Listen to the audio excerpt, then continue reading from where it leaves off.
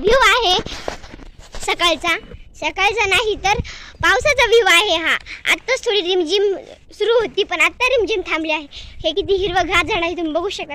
आणि आम्हाला सतत सावली असते कारण हे शाळेचं ग्राउंड आहे आणि ह्या शाळेच्या ग्राउंडवर सगळ्यात हे मोठं पिंपळाचं झाड त्यामुळे सगळी सावली इथे येते दुपारी, म्हणून आम्ही येथेच बसतो सावलीच्या. ह्यानंतर हे बघा किती छान हे आकाश. त्यानंतर हे आहे कच्च्या लिंबूचं झाड.